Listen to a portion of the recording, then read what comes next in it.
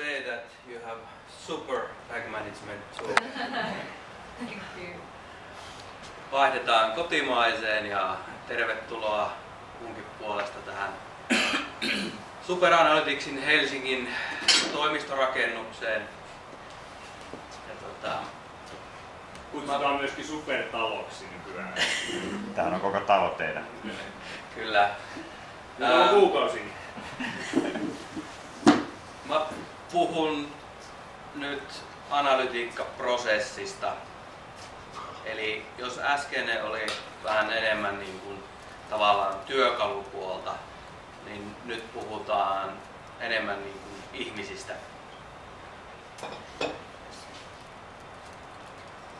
Meillä on tässä semmoinen puoli tuntia aikaa käydä meidän Super Analyticsin prosessi läpi ja kaikki mittarit, mitä tuohon kuuluu. Ja tää on se tylsä osuus. Ei tosiaan. Tää voisi olla analytiikkaprosessi, mutta tää on ehkä enemmän sitä oikeaa elämää ja niinku reaalitilannetta, jos niinku rehellisiä ollaan. Mutta yritetään ottaa tästä niinku semmoinen sopiva välimuoto näistä kahdesta eri prosessimallista. Ja jos ajatellaan ylipäätään analytiikkaa, niin sitä voisi verrata sillä tavalla, että jos niin kun kirjanpito on yritysjohtajan tai yritykselle ylipäätään niin kuin oikea käsi, että tiedetään missä yritys on menossa, niin kyllä mä sanoisin, että analytiikka on sitten sen markkinoinnin niin kuin vähintään vasen käsi, tai miksei myös ylimmän johdon.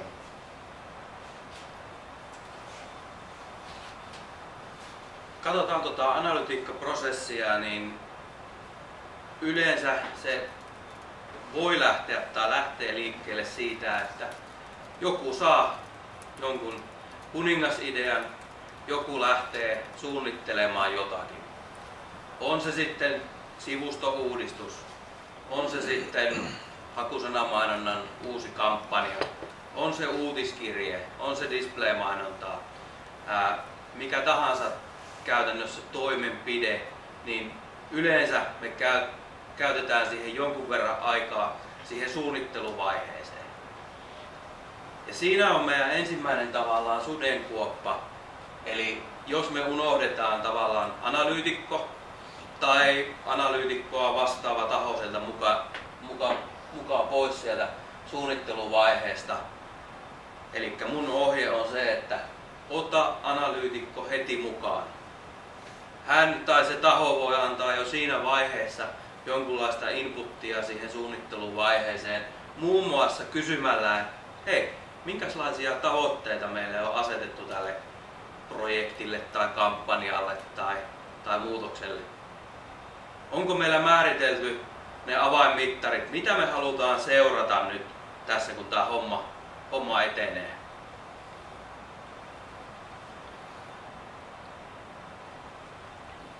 Jos ne tavoitteet on määritelty ja on keskusteltu analytiikan kanssa tai siitä, että miten meidän pitäisi mitata tätä nyt sitä seuraavaa asiaa, niin siitä aika luonnollisesti niin syntyy itse asiassa jonkunnäköinen määrittely tai suunnittelu. Jos me ollaan tehty jotakin dokumenttia, niin siitä tulee käytännössä suunnitelma sen määrittelyn tekniseen toteuttamiseen.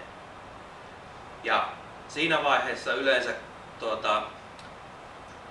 kun tehdään jonkun tyyppistä teknistä toteutusta tai se voi olla myös luovaa toteutusta, niin käytännössä analyytikko voi keskustella sitten niistä toteutustavoista, kuinka me päästään mittaamaan niitä asioita.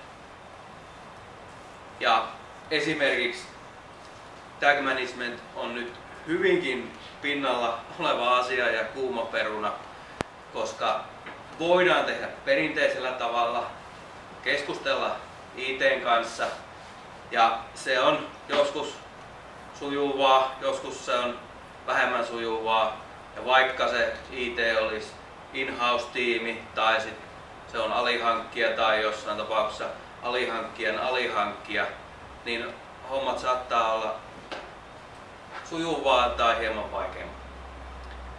Se mitä Tag Management on tuonut tähän niin kuin analytiikkaan ja mittaamiseen, niin se on muuttanut toimintaa eniten viimeisen vuoden tai 2 aikana. Ja analyytikon näkökulmasta mä en haluaisi tehdä mitään tavallaan perinteisellä tavalla enää. Mä haluaisin aina, että meillä on Tag Management paikallaan, koska se antaa niin paljon vapauksia. Siinä on toki myös omat riskinsä nimimerkillä 4pro.fi-sivuston kerran jo räjäyttäneenä, mutta jos tietysti meillä on osaavaa henkilöstöä töissä ja me tiedetään ne pienet riskit siinä ja meillä on hyvät työkalut, se antaa älyttömän paljon uusia mahdollisuuksia tehdä markkinoinnin ja myynnin juttuja nopeasti, tehokkaasti, joustavasti. Sen sijaan, että me odotellaan, että josko siellä kehityksessä olisi 2 viikon päästä aikaa lisätä tämä yksinkertainen tagi, niin me pystytään tekemään se 15 minuutissa Tag Management-työkalun avulla. Hyvä. No sitten kun tässä toteutuksessa mennään yleensä eteenpäin, niin käytännössä seuraava vaihe on sitten testaus.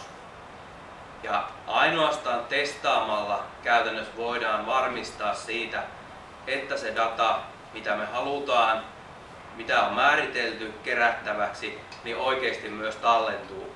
Ja että se tallentuu sillä tavalla niin kuin pitää. Ilman tätä testausvaihetta me ei voida olla varmoja siitä, että kuinka laadukasta se data on. Ja käytännössä nyt esimerkiksi Tag Management-työkalut antaa loistavat vaihtoehdot siihen, tai mahdollisuuden oikeastaan siihen, että me pystytään testaamaan tai oikeastaan debuggaamaan niin kuin käytännössä live-ympäristössä niitä tageja, sitä mittausta, eikä tarvitse tavallaan koskea siihen tuotantoversioon vielä. Eli itsessään Tag Management mahdollistaa semmoisen testausympäristön, kun taas perinteinen tapa on se, että me ollaan kovakoodattu jotakin ja sen jälkeen se on mennyt tuotantoon ja sitten me ollaan katsottu jälkikäteen, miten se meni. Okei, ei mennyt hyvin ja palataan taas alkuun. Eli testaamalla me varmistetaan, että me saadaan varmasti laadukasta dataa.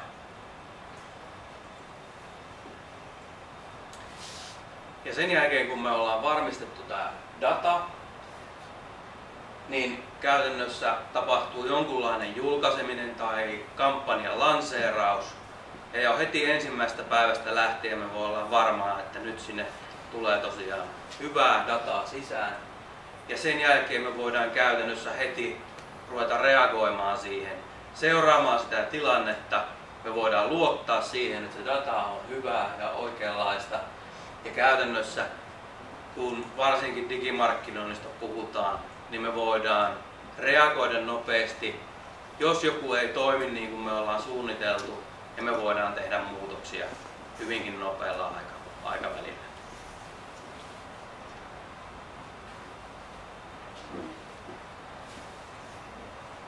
Toinen vaihtoehto on sitten se, että meillä on mahdollisesti dataa kerättynä, me ei olla testattu sitä, tai semmoinenkin vaihtoehto, olen kuullut, että näinkin on käynyt, että vähän ennen julkaisua muistetaan, ai niin, entä se mittaus? No sit me laitetaan äkkiä kiireellä sinne joku perusskripti paikalle, joka seuraa sivulatauksia. Sitten tässä vaiheessa saattaa, kun kampanja tai uusi verkkopalvelu on liikkeellä, niin joku kysyy, että hei, miten tuo yksi elementti tuossa sivustolla, kun se johtaa sinne meidän tavoitteeseen, mikä se sitten onkaan, niin kuinka sitä on käytetty? Ja siinä vaiheessa analyytikko levittelee käsi. En minä tiedä, kun ei kukaan kertonut, että sitä pitää mitata. Ja taas me palataan siihen alkuun, että olisit ottanut suunnitteluvaiheessa mukaan. No sitten tosiaan kun meillä on dataa kertynyt ja on esimerkiksi kampanja tai uusi sivusto pyörinyt jo pidemmän aikaa, niin siellä on teille tai organisaatioille arvokasta tietoa olemassa.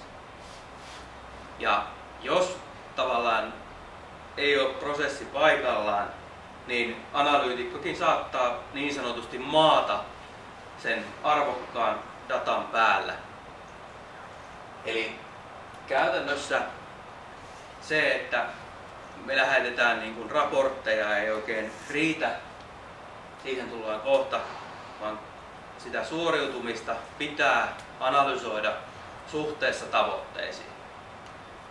Eli sen takia meillä pitää olla määritelty ne tavoitteet, että analyytikko voi sanoa, että meneekö meillä hyvin vai huonosti suhteessa näihin tavoitteisiin.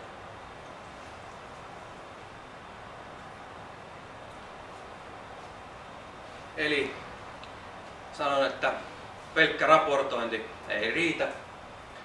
Eli käytännössä meillä on organisaatiot pullollaan varmasti semmoista turhaa numeroraportointia. Niitä raportteja ei välttämättä kukaan koskaan lue. On sovittu, että näin raportoidaan. Ihan kiva juttu. Välillä on itsekin tehnyt semmoisia testejä, että laittaa raportteihin jotakin kivaa sisältöä vähän, mikä ei ehkä sitten liity ihan just siihen aiheeseen ja katsoo ihan huvikseen, että lukeeko ihmiset niitä ollenkaan, mitä sinne kirjoitellaan raporttien niin kuin mukaan vaikka saatteeksi tai näin. Tai sitten toinen hyvä keino on se, että lopettaa koko homman, lopettaa raportoinnin. Ja sitten katsoo, että kuinka kauan menee ennen kuin ensimmäinen sanoo, että tämä raportti muuten ei ole tullut enää. Siitä huomaa, että lukeeko niitä ylipäätään kukaan, niitä numeroraportteja. Mutta ne raportit on tosiaan numeroita ja se mikä niistä puuttuu usein on teksti. Eli käytännössä se analysointi on sitä, että joku tulkitsee niitä numeroita oikeassa viitekehyksessä suhteessa tavoitteisiin. Ja tämä on nyt kaikkein tärkein se analyytikon tai vastaavan tahon tehtävä on tehdä konkreettisia muutos-, testaus- tai kehitysideoita.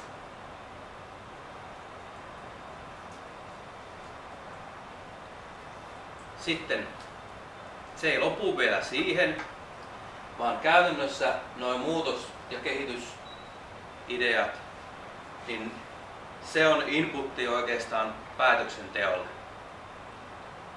Ja jos ajatellaan, niin johtamisen yksi tärkeimmistä tehtävistä niin on muuten päätöksenteko.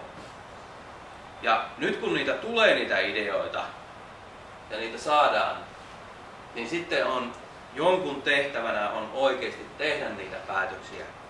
Eli johto ei saa pysäyttää sitä kehitystä, vaan heidän pitää